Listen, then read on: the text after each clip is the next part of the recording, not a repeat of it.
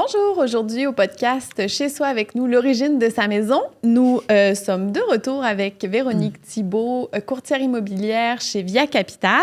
Cet épisode s'adresse à tous les acheteurs, en fait, là, les désireux d'une propriété, les amoureux d'immobilier, ceux qui veulent bâtir leur famille, qui veulent avoir une maison pour la vie. Ou pour 5 ans. Ou pour 5 ans. Merci Véronique d'être de retour avec nous. Ça me fait plaisir. Tu nous accordes beaucoup de temps, mais il y a vraiment un large champ à explorer encore aujourd'hui. Là. Oui, c'est méconnu un peu. Oui. Prendre un courtier immobilier pour acheter, c'est encore méconnu. Oui, pour vendre, on ne se pose plus la question, mais pour acheter, là... Souvent, c'est un hasard. Oui, c'est ça que tu disais un petit peu, mais tu sais, tant qu'à l'emmener comme ça, pourquoi on choisirait un courtier? Comment on choisit notre courtier là, quand on est rendu à c'est une bonne question parce que souvent, les gens, ils pensent même pas. Ils pensent pas. J'ai beaucoup de clients qui vont se prendre un courtier parce que ça a émergé ils ont passé devant une propriété ou ils ont vu une maison sur Internet, ils ont eu un coup de cœur, ils ont appelé le courtier du vendeur pour faire la visite. Puis finalement, pour une raison X, ça se conclut pas ou ils n'ont pas pu obtenir la maison. Puis là, ils vont faire affaire avec le courtier du vendeur parce que c'est la première fois qu'ils rencontrent. C'est un premier contact. C'est la première fois qu'ils vont voir un courtier. Puis le courtier, bien nous, généralement, notre travail, quand on a un acheteur qui arrive comme ça, pas de courtier, bien c'est d'essayer de le récupérer puis de travailler avec lui. Fait que, généralement, ça va se passer comme ça. Sinon, des fois, on a d'autres personnes qui, eux, peut-être ont déjà de la famille ou des amis qui ont passé par le processus d'achat, puis eux ont travaillé avec leur propre courtier qu'ils ont rencontré peut-être au hasard, mais bref, ils sont capables d'en parler puis de dire, ben moi, j'ai travaillé avec un tel ou une telle, puis ça a bien été, donc je te le réfère, je te recommande. Fait que là, on va nous appeler en disant, j'ai été référé par une telle, un tel. Puis là, on va travailler avec eux de cette façon-là. Mais... Ça fait du bien quand on est référé parce qu'il y a comme un lien de confiance qui est créé avec les clients. C'est la plus belle clientèle, autant pour nous, surtout dans un projet d'achat de maison. On sait à quel point c'est gros puis c'est important. Bien, quand les gens nous appellent puis ont envie de travailler avec nous, il y a tout le travail de la confiance qui est moins à bâtir. Tu sais, c'est eux qui nous appellent. C'est vraiment intéressant, ça. Puis même... comme acheteur, je trouve, de se faire référer un courtier qui nous ressemble, parce qu'on est tous différents. Nous, les courtiers, à la base, on est tous des travailleurs autonomes, on a tous une offre de services différente, des façons de faire, des connaissances, des expériences, un vécu différent. Puis il y a beaucoup de ça dans les éléments d'un achat, du choix de notre maison. Fait que je pense que de choisir un courtier avec qui le match, le fit doit être là, c'est important. Oui, puis on va le dire aussi, admettons, là, quand tu prends ton courtier pour vendre ta maison, souvent, c'est signe de réjouissance. Mais quand tu fais les démarches pour acheter une maison, il y a comme une partie de déception que les gens ne s'attendent pas à avoir. Oui, exactement. Puis c'est aussi que souvent, ce projet-là, on va le faire à 2. Donc, c'est 2 personnes, un couple qu'on appelle. Même des fois, la famille, tu sais, les enfants aussi. Oui, mais ils ont moins de choix décisionnels. Ils ont moins le budget, eux autres.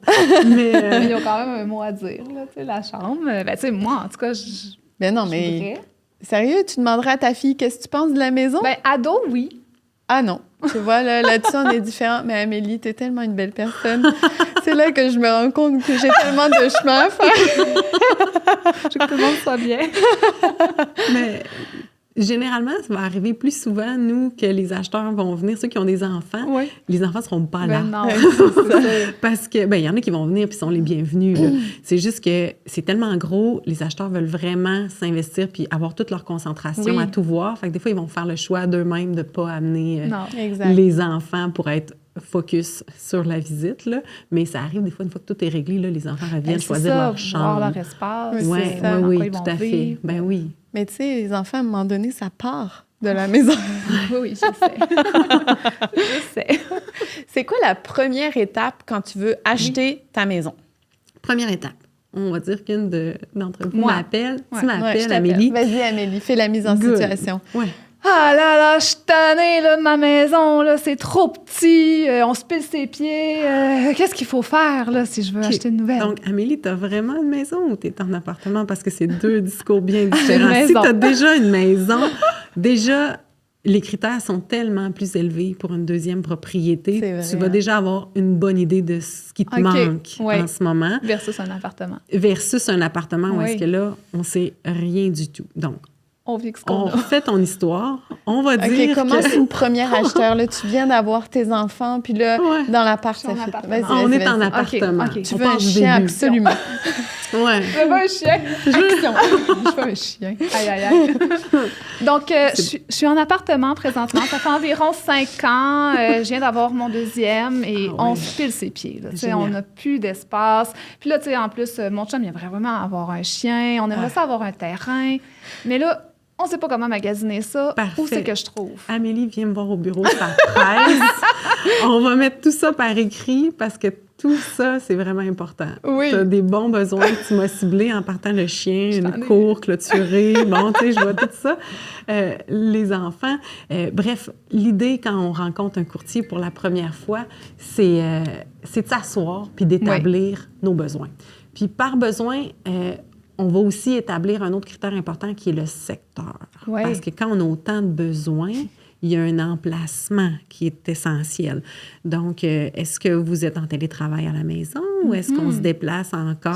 Souvent. Est-ce que les enfants vont à l'école, qu'on va les porter? Est-ce qu'il y a une garderie aussi, qu'on a un autre déplacement à faire? Fait que je dirais que le but de cette rencontre initiale-là, c'est vraiment d'établir, pour moi, le secteur est notre critère numéro 1. Oui. On veut habiter où? Parce que ça, on ne pourra pas changer, à moins de vendre la maison. Puis, tu sais, si on se trompe, si on ne choisit pas le bon secteur parce qu'on décide de faire un compromis au secteur, c'est irréversible. Là. On va C'est pas... des frustrations à long terme. Oui, aussi. puis on va juste revendre à plus court terme, puis on se engage dans des frais importants quand on vend une maison. Ça coûte cher vendre une maison, là. Oui. Fait que je pense que le secteur, vraiment, c'est la première chose que je vais te demander. Je vais Oui. dire, avant notre rencontre, Amélie, parle avec ton chum, essayez de m'établir la liste L'endroit, là. de vos secteurs qu'on est à l'aise. OK. Puis ça, là, ça va enlever une grosse partie du magasinage. Même si on a un coup de cœur à Stoneham, mais que Stoneham n'est pas dans nos secteurs, bien, on n'ira pas voir la petite maison à Stoneham.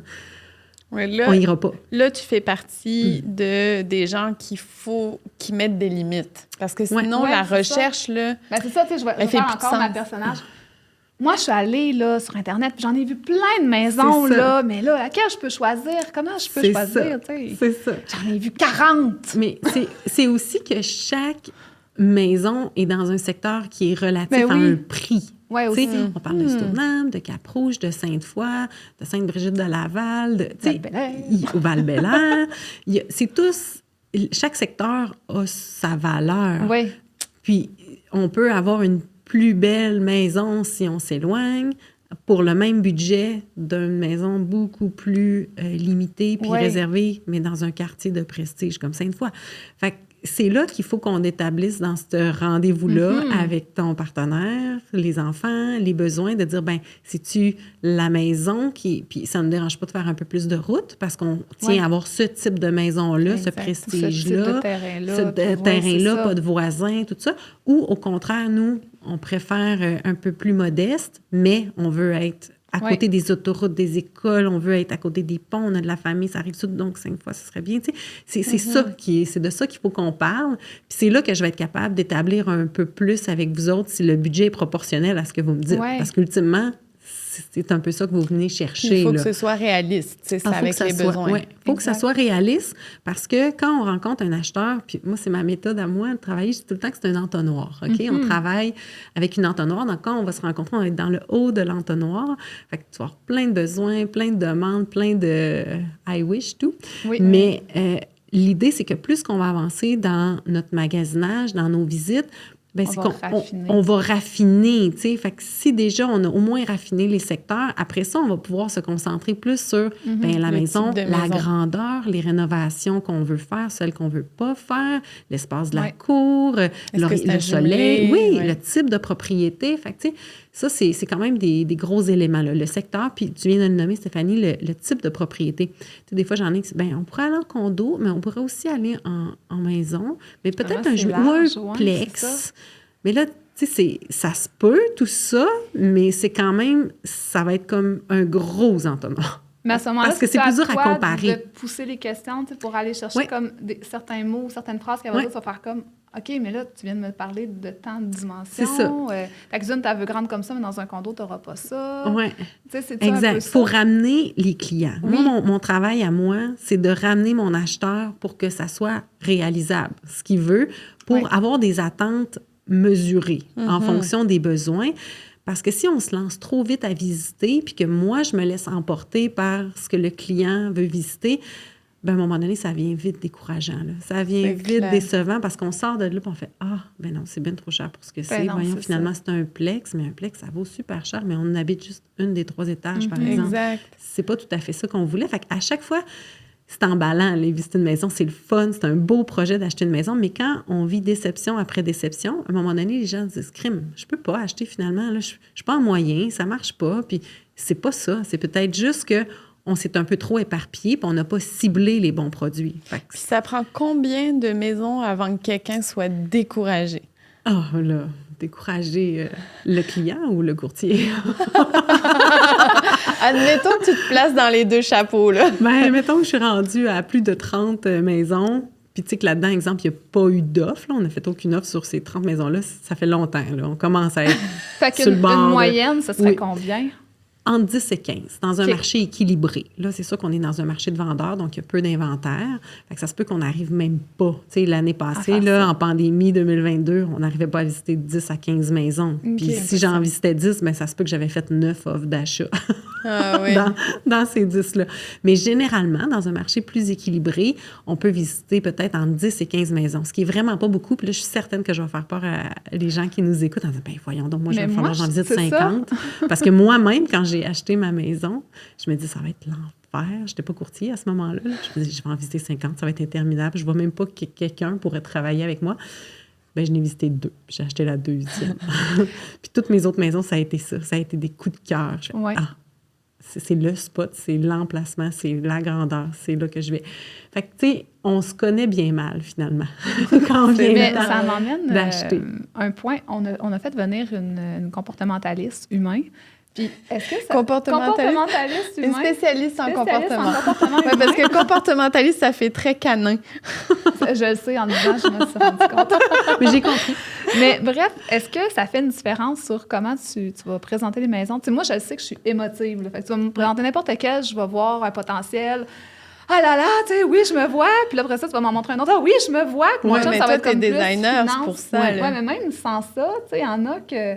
Oui, OK, qui sont tout le temps hyper émotifs. Ah oui, tu sais, j'embarque. Ah oui, c'est le fun, ça. Mais enthousiaste. Tu as le conjoint qui va être peut-être plus... avec des plus rationnel. Plus rationnel. Ben non, chérie, tu sais, il y a des travaux à faire, tout ça, tu sais. Est-ce que... Moi, je vais aller... Il y a un jonglage à faire de ton côté vraiment. à ça, là? Oui, puis c'est pour ça que j'aime dans cette rencontre-là que les deux soient là. Ouais. Autant à la première rencontre, quand on établit ça, qu'à chaque visite. Des fois, j'en ai qui me disent, ben moi, je vais faire les visites, puis quand ça va être intéressant, mon conjoint va venir. Non. Parce que le conjoint, il n'aura pas vu la moitié de ce qu'on a visité. Fait que lui, ses critères, même s'il n'est pas difficile, vont être difficiles quand on va arriver parce qu'il n'aura pas vu le reste. Là, Fait que, non, honnêtement, que toi, tu sois plus émotive ou sensible, enthousiasme, que ton conjoint qui, lui, est plus rationnel, c'est parfait. Parce que moi, mon travail, c'est quand même de trouver les deux. Il faut trouver l'équilibre là-dedans. Puis c'est vrai que ça prend... Il y a des maisons, ça prend un coup de cœur. Avant de regarder les problèmes ou les bobos ou des déficiences de la maison, la première affaire, là, quand on rentre, quand on a commencé les premières minutes de la visite, on se sent-tu bien?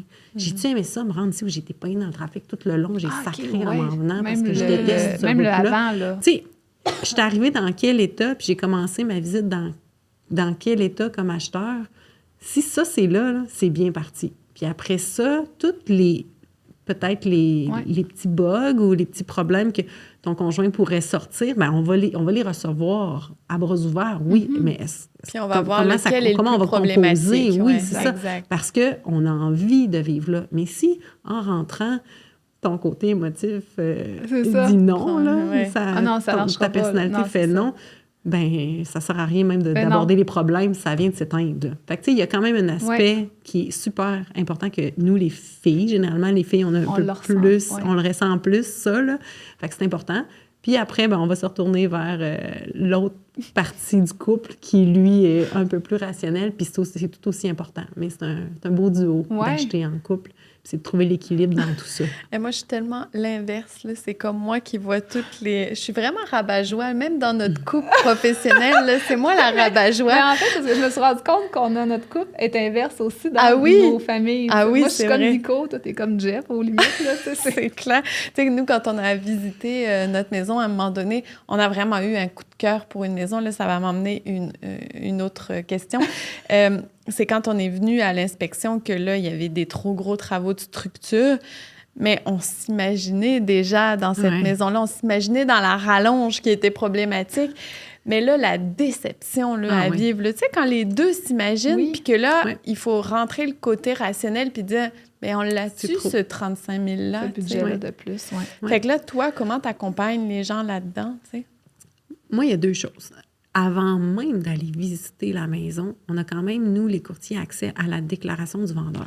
OK. Ça, c'est tout disponible dans nos systèmes. Fait que déjà, moi, c'est un document que je vais aller lire. Je vais aller voir les problèmes qu'on a eus sur la maison, puis les corrections qui ont été apportées. Puis, tu sais, ça va m'orienter quel type de corrections, là, tu sais, ça a été un petit peu plus patché, fait vite, ou non, on a vraiment un beau détail, on a des factures à l'appui. Fait que, tu sais, on va essayer de cibler un peu le type de propriété qu'on a avant même d'aller la voir. Puis là, une fois rendu, notre acheteur, déjà, il n'a pas mis les pieds dedans, mais il sait qu'il y a quelque chose qui nous attend. Il l'a préparé. Oui, exemple, des fondations en bloc de béton. Ça, faut je peux pas aller visiter une maison sans dire d'emblée que ça, c'est en bloc, puis qu'en bloc, ben le sous-sol, il va être plus difficile à garder sec, à aménager, puis il va falloir qu'on fasse quelque chose avec ces fondations-là pour garder ça hermétique, puis ça va être beaucoup d'argent. Ça s'éteint, on n'ira pas la visiter finalement, Véronique. Parfait, on passe à un autre. On n'a pas eu le wow, puis là, la déception, puis l'inspection, puis tout l'argent que ça a coûté pour se faire dire ça, on le voyait en partant. Mais juste pour ça, je recommande un courtier. Oui, vraiment. Parce que c'est tellement difficile à vivre. Avant. Oui. Mais ça, c'est pour les fondations, mais même à faire des fois pour le quartier. Des fois, je dis aux gens, êtes-vous déjà allé dans ce quartier-là? Non, mais on a une amie, là, un collègue de travail qui nous en parle. OK, mais allez-y. Parce que pour se rendre au quartier convoité, on passe par, mettons, 4-5 rues d'immeubles à revenus. OK. Est-ce que ça vous plaît? Ou pas? Parce qu'il y a beaucoup plus de circulation, il y a des voitures stationnées là, il y a un petit centre commercial à côté, il y a beaucoup de roulements. Fait que le petit quartier, il est vraiment chouette, mais c'est 4 rues. Tu sais, allez voir.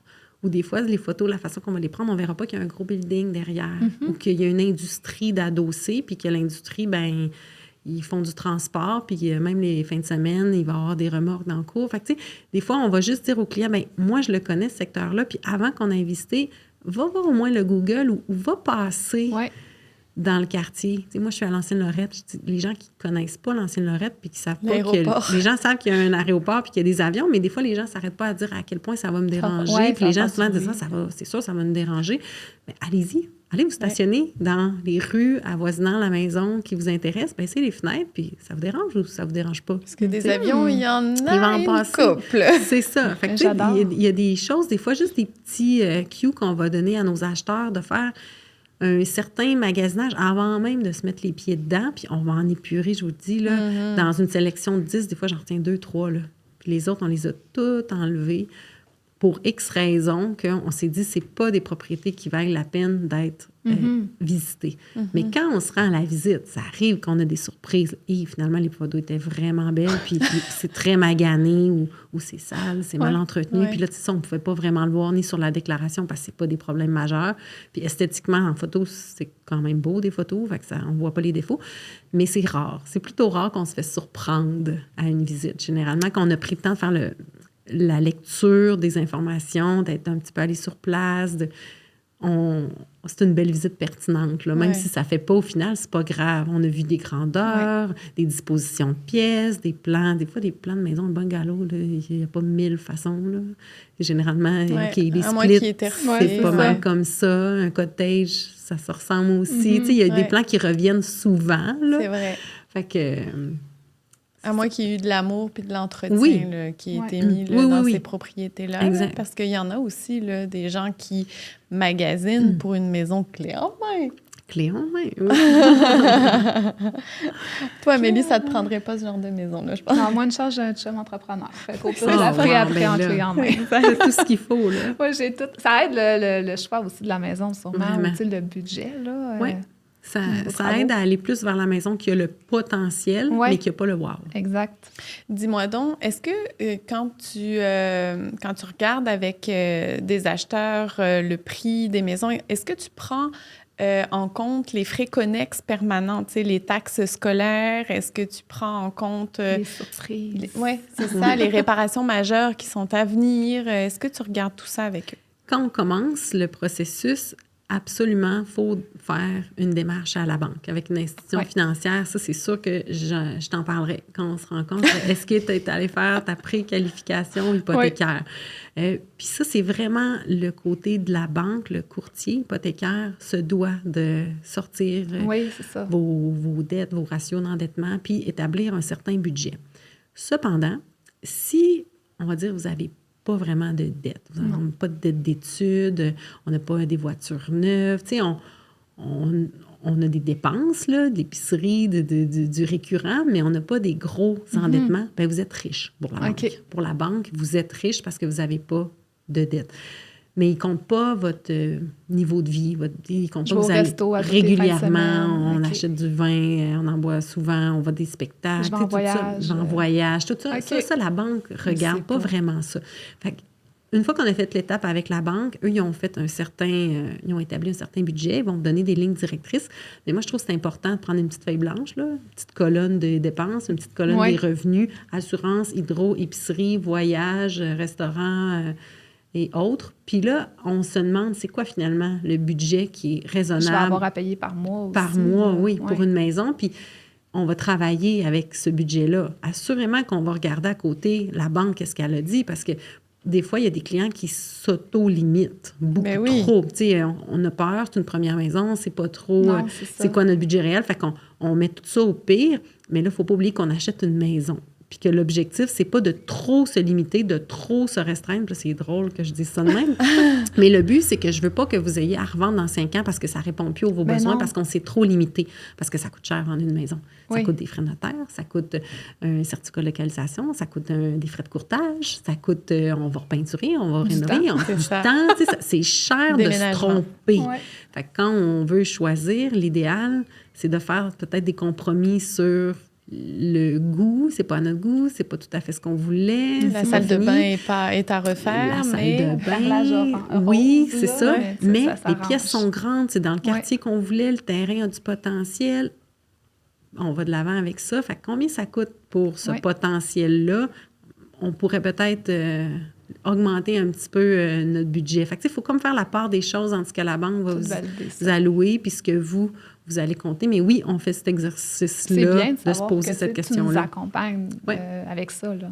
Oui, mais moi, je vais vous dire, dans les quartiers que vous regardez puis dans les besoins que vous m'élaborez, avec le budget que vous allez me donner, des fois, je peux vous dire, ça ne marchera pas. Fait que soit qu'on reporte un petit peu le temps de vous donner, de ramasser plus de mise de fonds, ou au contraire, oui, ça fonctionne. Vous avez fait un bon calcul de vos choses. Des fois, les gens regardent sur Internet quand ils viennent nous voir, ils ont déjà un peu... une présélection. Puis ils savent, avec le budget qu'ils ont, qu'il y a des choses qui répondent à ce qu'ils cherchent. Ça, c'est parfait. Oui. Mais on est là aussi pour ramener. Là. Si on achète une maison qui a un revenu dedans, qui a un loyer, bien là, vous le savez peut-être pas, mais on peut s'en permettre beaucoup plus parce que ce locataire-là va venir payer une partie de notre hypothèque. Fait qu'il y a des gens qui ont le goût de tout ça. Là, puis c'est un beau premier achat. Oui. Quand les clients, quand les acheteurs ont fait déjà une présélection, pour toi, c'est génial parce que un peu... Comme nous, les recherches d'inspiration? Oui, sauf qu'en plus, eux, ils ont des prix. Fait que, ils sont déjà plus réalistes au niveau de leurs besoins, tandis que nous, ils vont regarder dans Pinterest, par exemple, puis ils vont dire « Ah, ça, c'est vraiment la cuisine que je veux, mais il leur manque 40 000, tu sais. » Tandis que toi, au moins, ils ont déjà une idée assez claire là, du budget à allouer. Mais une maison... avec 2 enfants, pour une famille avec 2 enfants, à 250 000, ça se peut-tu encore à Québec? T'as un 350, on est à combien? Une maison mobile, Maison mobile, 250 000 une maison, c'est parce qu'il va y avoir énormément de travaux majeurs. Oui, c'est pas mineur, là, c'est vraiment où ça va être la tout petit. structure. On parle d'une maison, on parle pas d'un condo. On parle d'une maison. C'est 250 000, là, probablement, c'est vendu sans garantie légale, c'est minuscule, c'est tout d'origine, puis je suis pas sûre de la structure, là, tu sais. T'imagines, il y a 12 ans, même pas il y a 11 ans, j'ai acheté ma maison, puis c'était 230 000. Moi aussi, j'ai payé ça, ma première maison. Elle était parfaite. Ben, c'est ça. On n'est plus là. Mais en même temps, on tant est mieux, plus là. là. Tu sais, moi, je fais On est plus fructifier de l'argent, là. Ouais. Mais à moins d'un tipi ou d'une maison mobile, comme tu dis, à Même la les condos, je pense, c'est... Même les condos ont augmenté, mais tu sais, pour une propriété, je pense qu'il faut au moins être autour du 300, là. maintenant. C'est sûr qu'il y a des quartiers. Oui. Là, je suis vraiment en général. Ben là, oui, OK? ben oui, on te Parce demande que pas un quartier Cap-Rouge, spécifique, là. Puis le nord de T'es pas- Beauport, tu sais, on n'est pas dans les mêmes valeurs. Non, non. Puis les condos, c'est un autre domaine aussi. Mais tu sais, les condos, il y a toutes sortes de condos. Là. J'ai des condos avec ascenseur, piscine intérieure, Oui. gym, 2 stationnements, D'autres escaliers, rez-de-chaussée. Ils ont ça, quasiment le ouais. coiffeur puis le restaurant à la porte. Ah, Tu sais, il y a des frais qui s'attachent à ça, ça, versus exact. un petit condo dans un bâtiment de 6 avec ton entrée indépendante, pas de garage. Oui, oui. C'est ça. escalier. C'est pas les mêmes Oui. commodités, Escalier à là. pelleter. Oui, c'est ça. C'est ça. Puis, tout à l'heure, tu as fait mention que si tu en trouves une par miracle, c'est sûrement sans garantie légale. Qu'est-ce que tu en penses, toi, d'acheter sans garantie Ah oui, légale? Parce Ouais. qu'on l'a entendu souvent. Là, Ah mais oui. Dans la Ben, en pandémie, fait, pendant la pandémie, il y ça a avait été juste... vraiment populaire. Oui. On vendait tellement facilement les maisons que les vendeurs, c'est un peu comme une petite mode. Les gens enlevaient les garanties. Les vendeurs choisissaient de vendre pas de garantie, puis les acheteurs achetaient pareil. C'est un peu triste. Heureusement, là, on revient dans quelque chose d'un peu plus équilibré. Donc, les gens, les vendeurs choisissent plus souvent de mettre les garanties légales. Est-ce que j'achèterais une maison sans garantie avec le niveau d'expérience que j'ai et une inspection exhaustive? Moi, je le ferais. Est-ce qu'un premier acheteur, je lui recommanderais?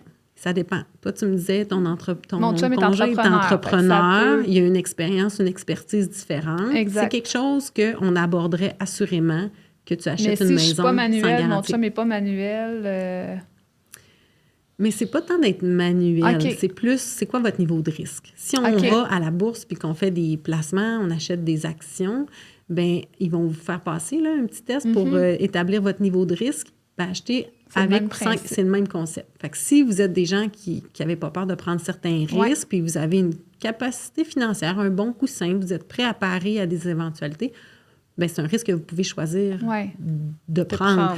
Mais il y a d'autres couples qui vont choisir de leur personnalité, de leur budget, sécurité. de leur...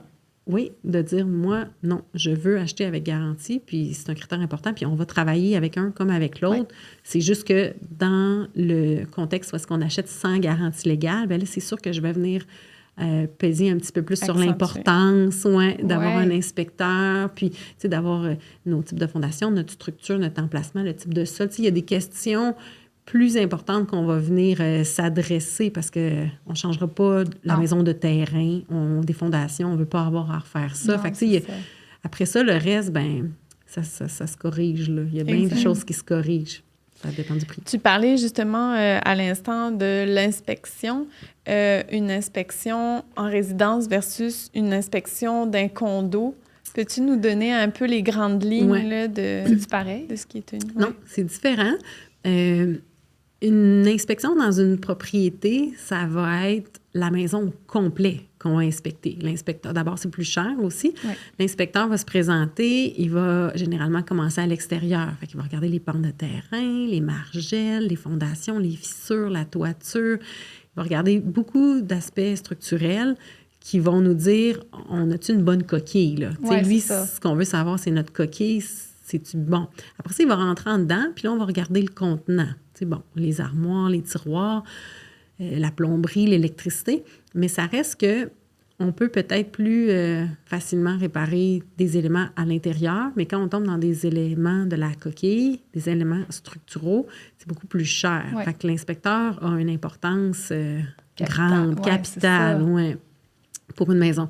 Pour un condo, bien, on a différents types d'inspections. Puis ça, dans la promesse d'achat, quand l'acheteur fait sa promesse d'achat, c'est bien détaillé dans la clause. Fait que OK. l'acheteur va choisir de faire inspecter seulement sa partie privative. Donc, on veut dire le condo, l'intérieur, là, à l'intérieur du gyps. Le logement, Ou, oui. ouais, le quasiment le contenu, quasiment le contenu, versus faire inspecter l'immeuble au complet. Parce que tu ne checkeras pas la plomberie de l'immeuble, tu sauras pas... on ne pourra pas aller nécessairement dans les autres condos, mais on pourrait le faire.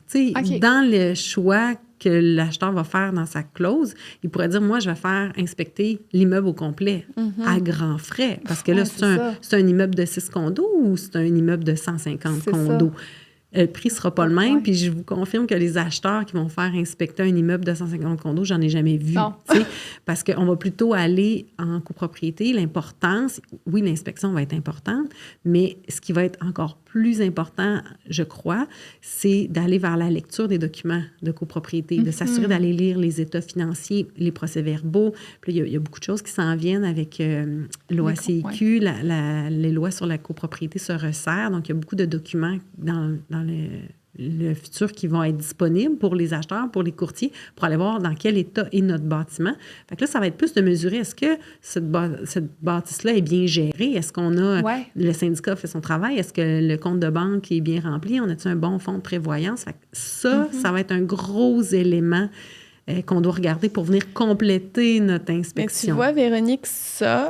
J'ai déjà des connaissances, en fait, là, qui ont fait l'achat d'un condominium et qui ne savaient pas que lorsqu'il y avait des travaux à l'extérieur, ça ajoutait un frais. Une cotisation spéciale. Une cotisation spéciale. Bien, ça, c'est des choses qu'on sait en lisant les documents. Puis on veut le savoir. Là, exact. Parce que déjà, ça coûte des frais de copropriété à chaque mois d'avoir un condo. Si en plus, on arrive à l'assemblée annuelle, puis là, on apprend qu'il manque d'argent pour repeindre les balcons, puis que ça va coûter 500 $ par condo cette année, en plus de ce qu'on a payé par mois, ça, c'est pas de l'argent qu'on revoit, là. Non, c'est ça. Puis on est tenu de le dépenser. Oui. Fait que, ça, c'est quand même à savoir, là. J'ai une question pour toi, puis je pense que je n'en avais pas parlé. C'est que ça m'a fait penser quand on parle de visite avec la COVID, ce qui est sorti aussi, c'est Matterport, là, qui est pour faire un visuel comme en 3D direct. Tu regardes en étage, ça se défait, tu vas dans la pièce. Est-ce que, selon toi, c'est une bonne façon de visiter une maison ou il faut vraiment l'avoir en vrai? Les gens qui vont choisir d'acheter sans avoir physiquement visité, c'est parce qu'ils n'ont pas le choix, là. Je pense à des militaires, je pense à des gens qui sont ailleurs, qui ne peuvent pas. C'est difficile. Moi, je l'ai fait, là, vendre quelquefois des maisons avec FaceTime, avec les clients, puis on se promène avec la tablette, puis d'une pièce à l'autre. Mais... c'est quand même le niveau de risque. Il y a des gens qui n'achèteront jamais une maison de cette façon-là, puis je comprends.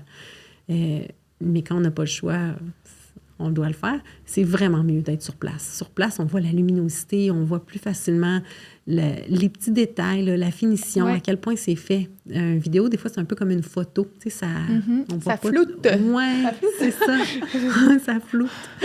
On ne voit pas aussi bien les détails qu'en vrai.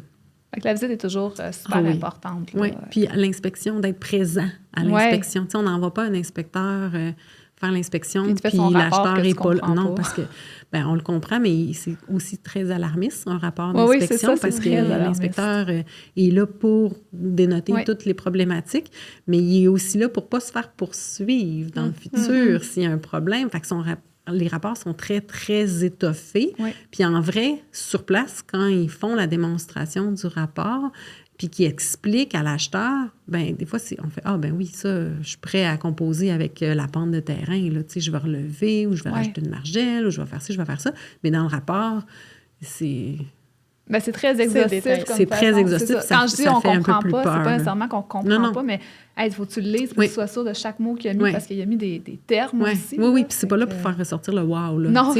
On déchante. Les photos aussi, là, sont pas belles. Là, mais notre travail à nous, quand on fait la visite, moi, c'est pas qu'on rentre dans la maison et que je dise « voici la cuisine, voici la salle de bain ». Mon travail va au-delà de ça. C'est de vous amener dehors et de regarder, on a-tu des fissures? OK, la fissure qu'on a là, est-ce qu'elle est anormale grosse ou est-ce que c'est plutôt une fissure de retrait? On a une expertise. Moi, j'assiste à pratiquement toutes les inspections en bâtiment de mes clients. Que ce soit un acheteur ou un vendeur, j'en ai entendu beaucoup des discours d'inspecteurs. Je ne suis pas un inspecteur, mais j'ai quand même un œil un peu plus aiguisé, averti que mon acheteur qui, lui, en a visité juste quelques-unes. Fait que quand on va faire la visite, mon travail à moi, c'est de vous pousser amener le plus loin. regard sur tous ces points-là, parce que si je vous dis rien de ça, puis qu'on reste juste dans le wow, quand l'inspecteur va arriver, vous allez être démolis. C'est Ah, clair. c'est sûr. Fait que- Tandis que si tu as déjà tout Oui. donné ces points-là, c'est comme, ouais, On les sait. a vus, On notre l'avait courtier prévu nous dans le en a budget, parlé, c'est puis là, l'inspecteur va venir bonifier puis renchérir comment on pourrait corriger ça, combien ça coûte. Puis là, tu sais, Ah, vous j'aime allez ça. être plus informé pour choisir. Ouais, ça, Ouais. l'impression de recevoir une palette. Ouais, oui. Est-ce que tu te renseignes, toi, des réelles causes de la vente Oui. d'une Oui. maison? Oui, Tu sais, c'est des fois, important. les gens, là, ils veulent vendre juste parce qu'ils veulent avoir une chambre de plus, mais Oui. des fois, ils veulent vendre parce qu'ils sont écœurés de leur fondation en pièce sur pièce, tu comprends? Oui. Bien, c'est la complexité des Le fois. voisin. Oui, le voisin, le mauvais voisinage.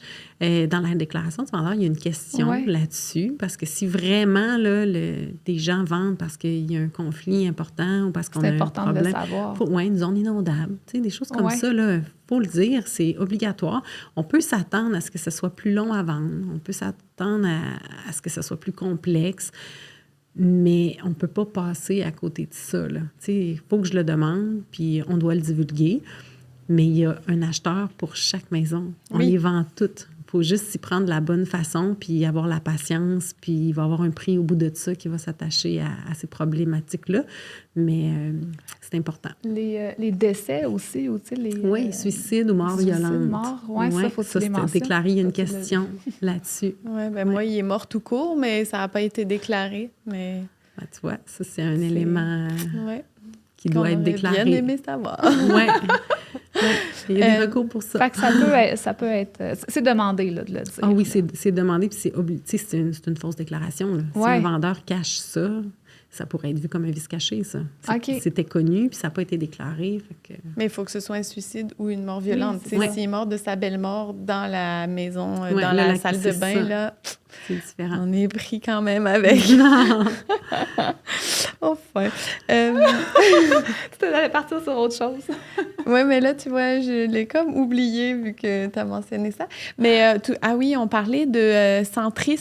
Oui, centriste. Lors de l'autre épisode. On en Puis là, parle tu un peu, disais avec grand suspense que tu nous en parlerais C'est vrai, davantage. C'est vrai. Ben, dans le fond, la façon qu'on travaille, puis là, je parle pour moi puis l'ensemble de mes collègues, nous, on a un système. On en a quelques-uns à Montréal, je crois que c'est Matrix. Sinon, à Québec, c'est beaucoup SamWeb qu'on l'appelle, Sam 3 maintenant. Bref, c'est des plateformes dans lesquelles, quand on signe un mandat, une nouvelle maison, on va aller mettre ça là, dans ce système-là. Et c'est ce système-là qui va rediriger vers Centris, Realtor, tous les sites grand public, les plateformes Via Capital, Remax et compagnie.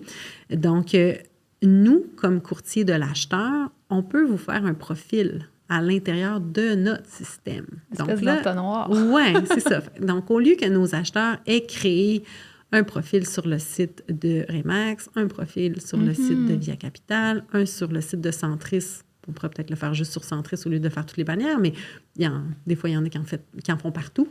Bien, moi, je peux en faire un à la source, dans le système source où est-ce que les inscriptions vont se mettre. Et puis, ce système-là, dans le fond, il fait comme une petite mise à jour à toutes les 2 heures environ. OK. Fait que dans une journée, Amélie, je pourrais t'envoyer des fois 2 alertes. Parce qu'ils ont sorti. Il y a sorti 2 maisons, puis à toutes les 2 heures, s'il y a une nouveauté qui rentre aux critères on va cibler des critères, on va mettre vos adresses courriels, vos secteurs, votre budget, mettons minimum 2 chambres. Ça, c'est tes critères. Dès qu'il y a quelque chose qui répond là-dedans, le système, il fait une mise à jour, il t'envoie la nouveauté. Ouais.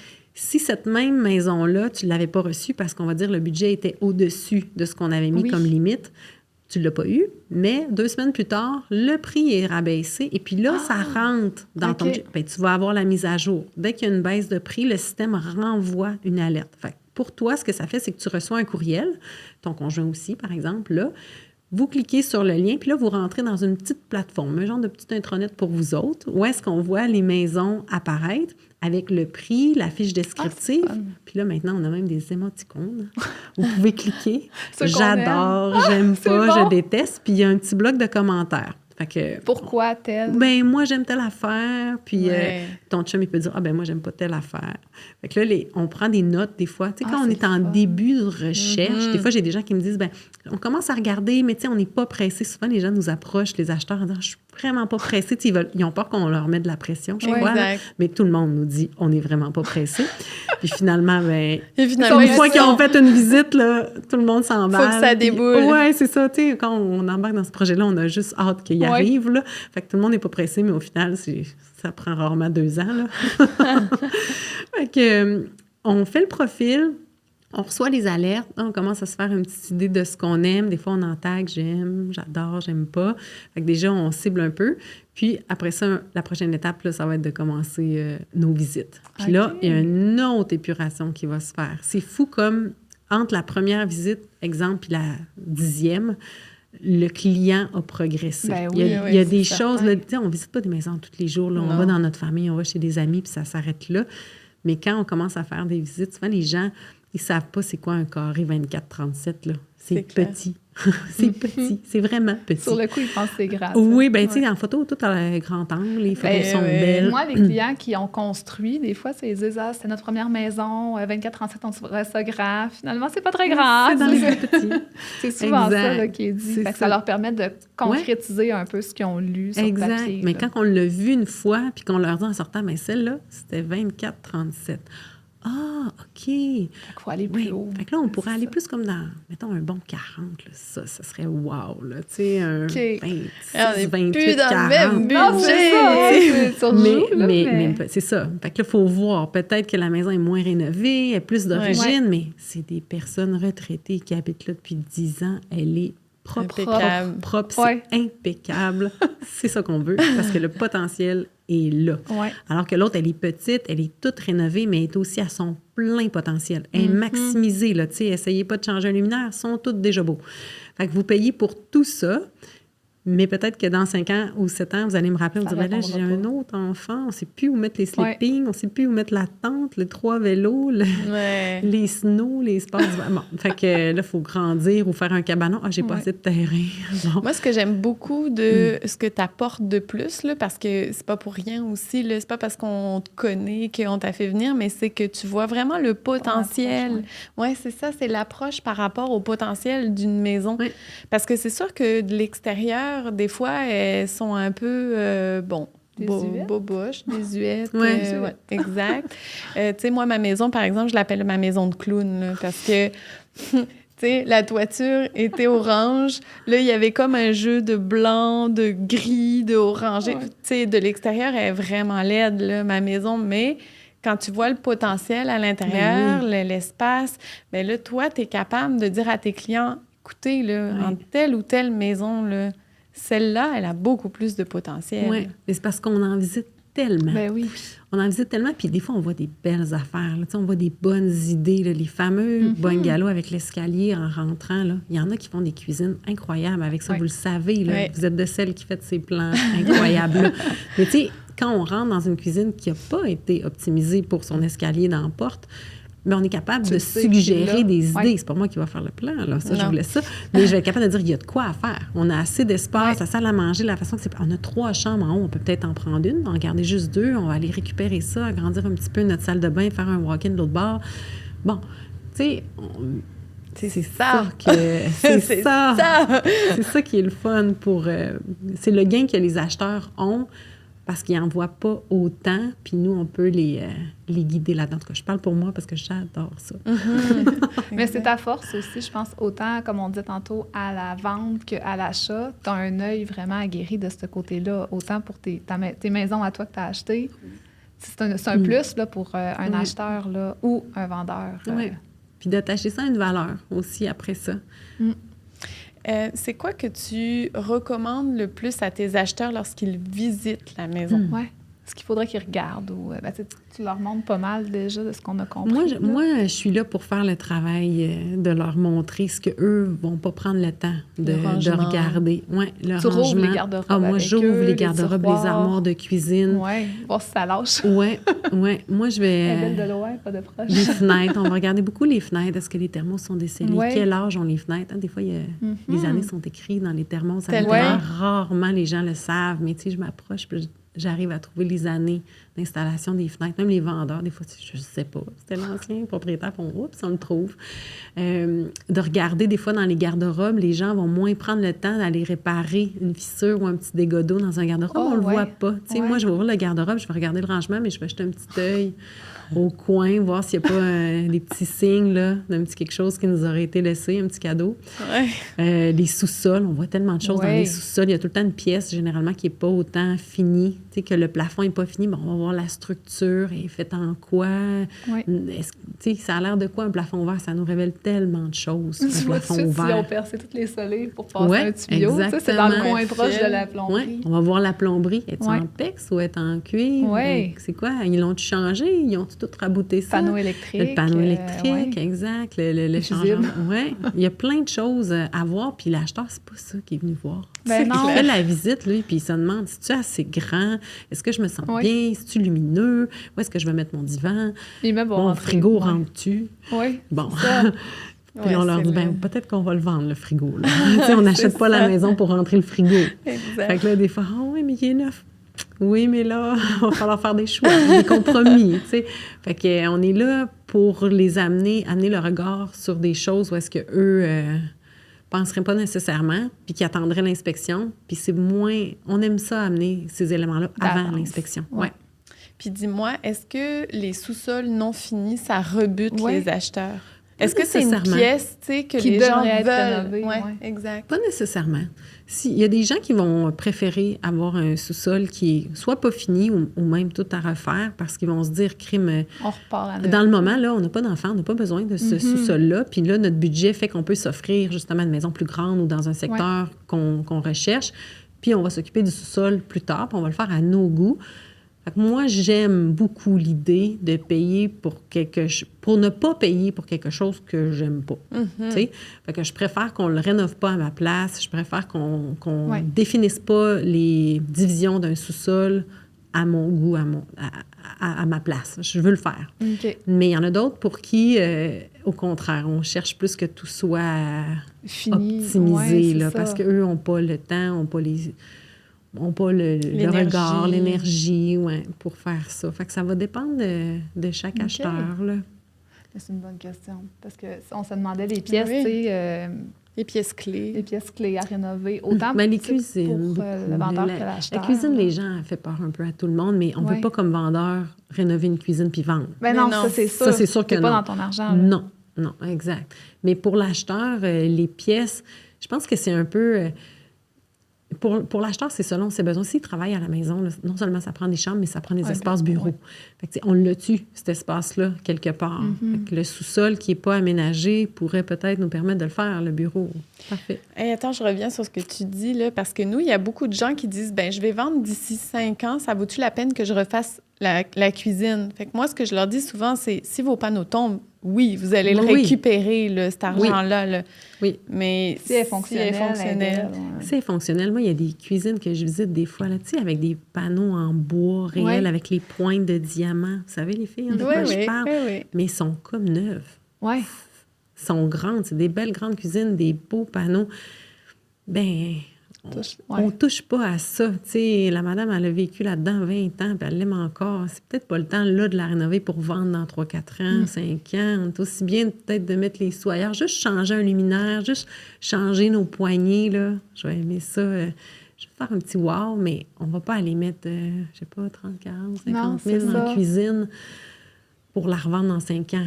Mais dans 15 ans, là, la madame, on veut qu'elle en profite. On veut qu'elle fasse une cuisine à son goût puis qu'elle vive le rêve de sa cuisine de rêve. Mais...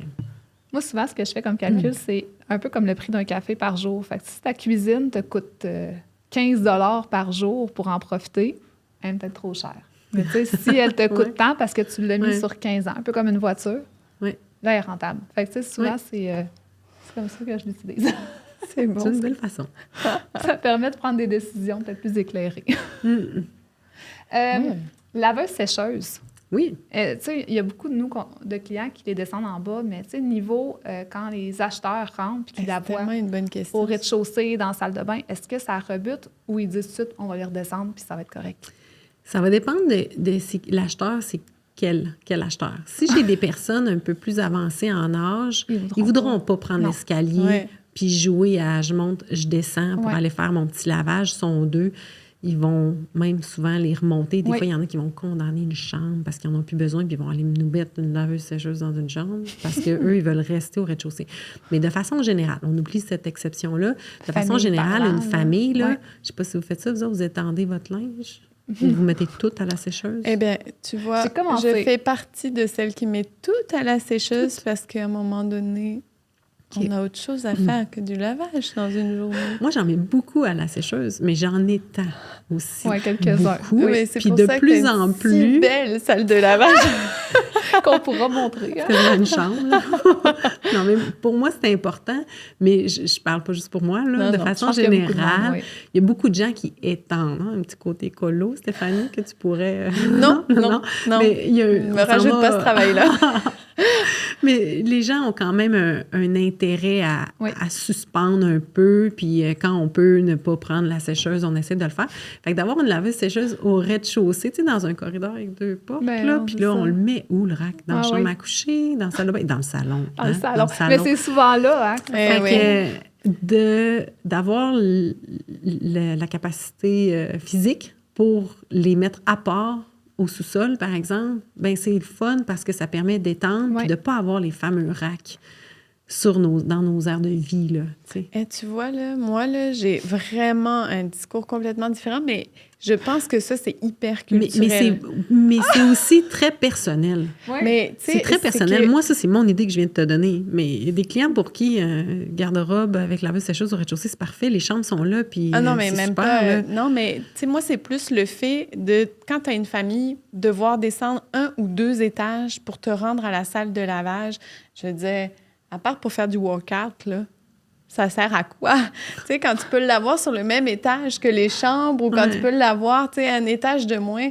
Mais tu sais, quand tu peux, mais tu sais, mettons, t'as une salle de bain qui est amputée par une laveuse sécheuse, là, mais tu sais que tu pourrais venir mettre un bain, une douche plus fonctionnelle. Ben, la réflexion, elle peut être facile à faire. Là. Parce que, tu sais, maintenant, on est quand même capable aussi d'avoir une tringle au-dessus de la sécheuse puis de pouvoir accrocher là. C'est sûr que c'est Petite pas affaire. nécessairement... C'est pas... Ouais, c'est pas une petite affaire. C'est pas si t'étends C'est tout pas- ton linge, tout c'est là-bas. sûr, c'est pas pour ça. Mais Mais- c'est ça, il y a toujours possibilité d'intégrer un peu de séchage de Ouais. façon naturelle. Mais, Oui. mais je pense que ça embarque dans la catégorie compromis. Oui, qui est une c'est grosse catégorie quand on cherche une maison. Fait que, Ouais, tu sais, hein? des fois, on va faire le compromis de ne pas les avoir où est-ce qu'on voudrait les Exact, avoir, ouais. mais on a un îlot dans la cuisine. Mhm. Les Ah, fenêtres ah. sont changées. Ben, c'est ça. L'aménagement extérieur est fait. T'as un bain auto. Tant pis. Tant Tant pis. pis pour le Tu rack les de remontes, linge. ça. Il ira où est-ce qu'il y a de la place. Il reste en bas. C'est ça. C'est un ensemble d'éléments. là. Oui. Mais C'est bon à savoir. maintenant, je voudrais juste t'entendre parce que souvent, les gens ne sont pas au courant de toute la charge de travail que tu as. Tu sais, les gens, là, ils veulent pas nécessairement faire affaire avec un courtier parce qu'ils pensent que c'est juste une dépense. Moi, j'aimerais vraiment que tu expliques. Puis je sais que tu n'aimes pas ça, mettre en lumière toute la charge de travail que tu as, mais je pense que ça serait vraiment important pour que les gens qui nous écoutent sachent ton métier, c'est pas juste ouvrir des portes, faire « Oh, regardez la belle cuisine ». Tu l'as dit tantôt, là, Effectivement. mais j'aimerais vraiment ça que tu décortiques. En fait. Parce que même, tu sais, les clients que tu vas avoir voudront plus aller sans courtier. Fait qu'il y a une raison pour ça. Ouais. là, tu sais. Mhm. Les gens nous rappellent. Bien d'abord, maintenant, les lois ont changé avec la pandémie et la surchauffe immobilière. L'OACQ oblige pratiquement, là, fait vraiment le nécessaire pour que l'acheteur se prenne un courtier, on l'a dit tantôt. Mais avec ça vient aussi un contrat de courtage achat. Donc, on doit faire signer, je te rencontre au bureau, Ouais, je te fais signer un contrat, donc un engagement pour qu'on achète ensemble. Ça ne t'oblige pas à acheter une Ça, c'est maison. le principe de 3, 6, c'est-tu des mois? Ça, c'est ça, vendeur. Oui, ça, c'est un contrat de court Acheteur, temps. t'as-tu un délai? Oui, il y a aussi un OK. délai qu'on met. Puis dans le fond, ce qu'on vient de dire dans ce contrat-là, c'est que si vous achetez une maison, parce que vous n'êtes pas obligé de l'acheter parce qu'on signe un contrat, mais si vous en achetez une, on va le faire ensemble. OK. Peu importe que ce soit une maison qui soit vendue par un courtier ou une maison qui soit vendue sur du proprio, si on travaille ensemble, on va y aller ensemble. Et c'est moi qui va prendre l'ensemble de la gestion de ça. Donc, on va créer l'alerte, on va faire notre fameux entonnoir, définir nos besoins, on va faire des visites. Et là, à un moment donné, il va arriver le moment de dire « Oh, est-ce qu'on fait une offre? On se lance ou on se lance pas? » Là, je vais vous conseiller pourquoi je ferai une offre, pourquoi je ne ferai pas une offre. Puis si on en fait une, ben, à quel prix? Ouais, on met quoi comme prix? On met quoi comme condition? On est trois à faire des offres. Là, bon, est-ce qu'on va vraiment trop cher? Ou est-ce qu'on n'est pas assez cher? Donc, moi, j'ai un travail à faire d'établir la valeur de cette maison-là, même si ce n'est pas moi qui l'ai mise en vente. Je te représente comme acheteur, mais je vais quand même aller voir les comparables. Je vais faire un peu le même travail que je ferais si je la mettais moi-même en vente, la maison. Je vais aller comparer.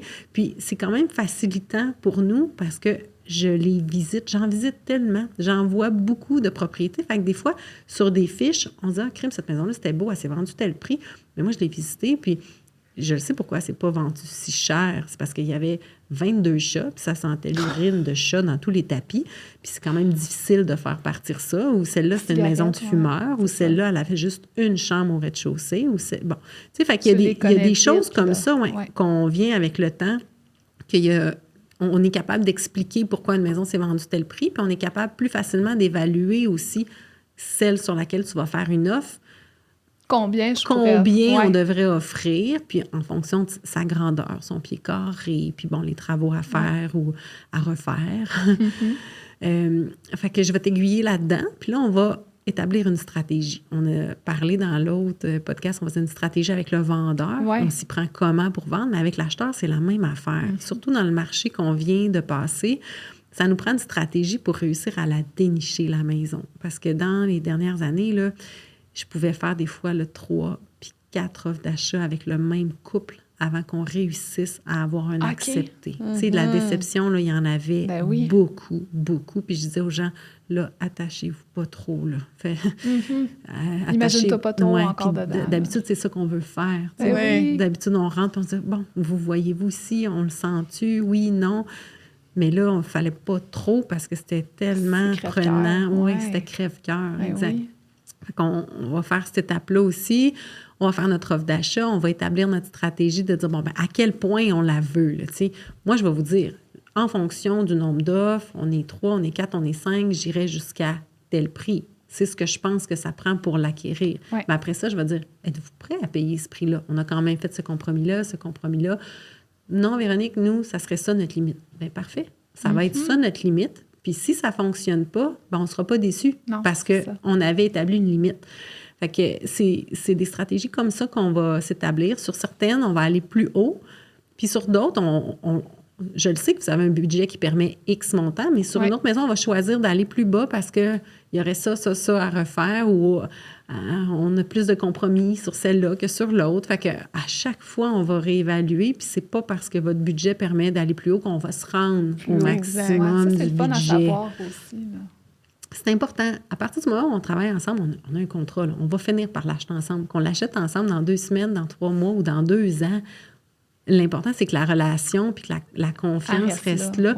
Puis que toi, ton achat, tu dises « Wow, je me suis pas trompée, j'ai fait un bon choix pour ma famille, puis je vais référer Véronique à toutes mes amies, à tous mes clients. » Parce que c'est pas tant le combien de temps que ça va prendre, puis combien de maisons. Tu sais, je disais tantôt en moyenne 10 à 15, mais ça m'est arrivé d'en visiter là, 20 puis 30, puis c'est correct aussi. Il y a des gens qui ont besoin d'en voir plus, puis il y en a d'autres qu'au contraire, eux autres, là, ils ont 3 enfants, c'est impossible, c'est compliqué, là, la gestion d'aller faire une visite.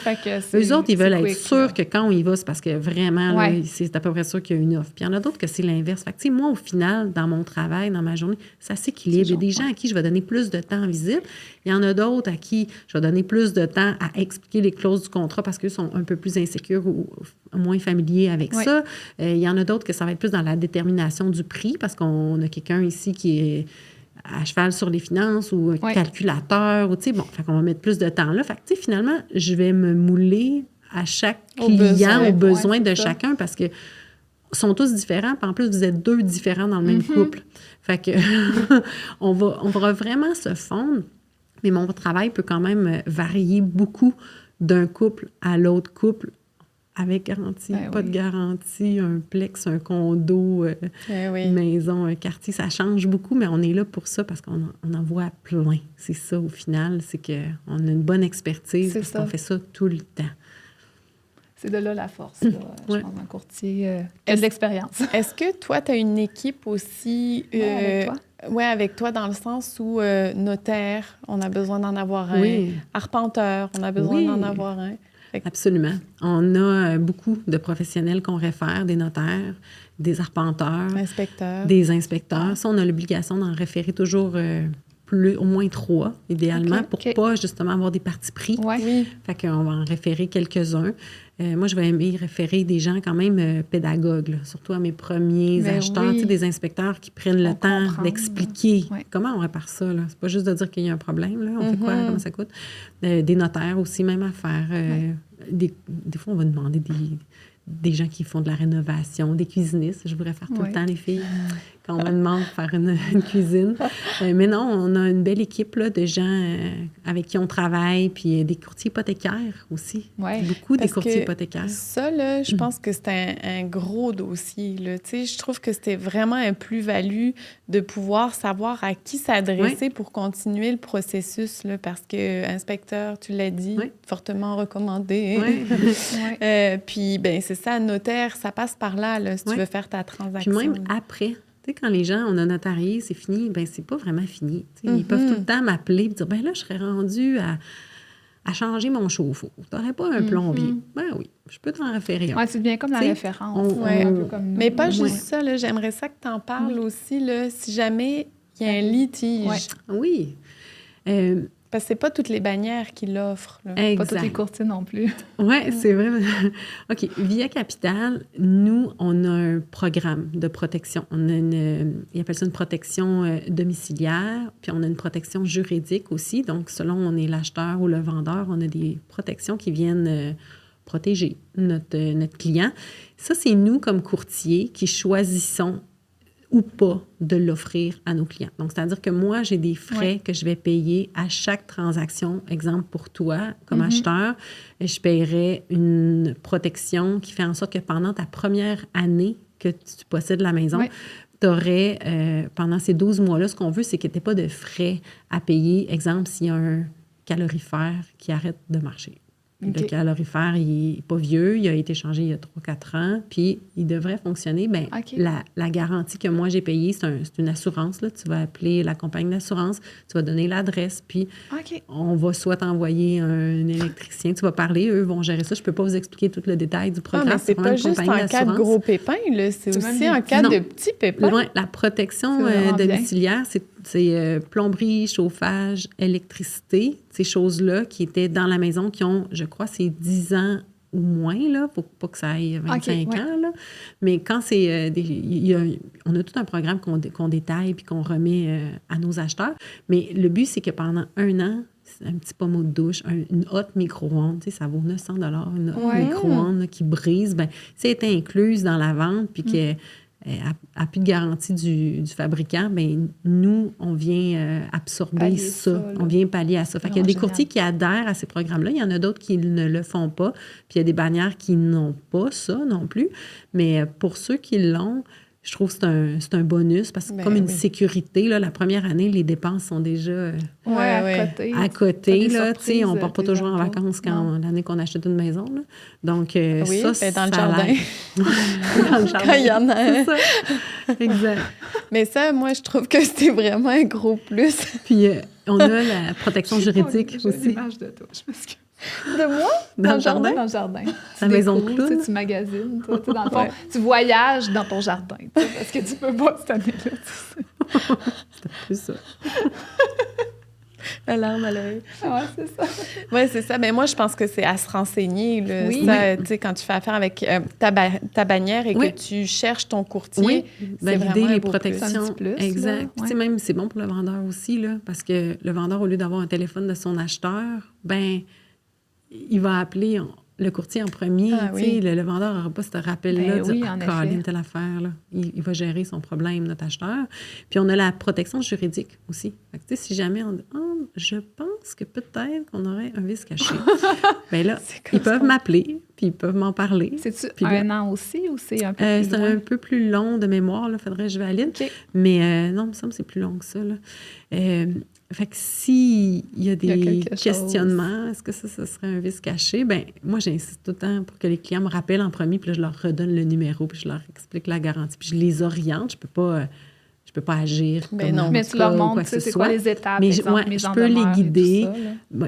Oui, c'est ça. Je peux les diriger vers des services qui vont les aider. Oui. Tu sais. Puis c'est sûr que nous, comme agence, on a certains aussi, avec le bureau, avec la bannière, on a quand même des ressources. Tu sais, Oui. Ça nous arrive de faire un appel à un avocat en droit immobilier pour aiguiller un client qui a travaillé Oui. avec nous parce qu'on voit clairement qu'il y a une problématique. Fait que, tu sais, le client, je ne peux pas rien prendre d'action à sa place dans son problème, dans son vice, mais je peux au moins juste l'appuyer, Ouais. l'orienter.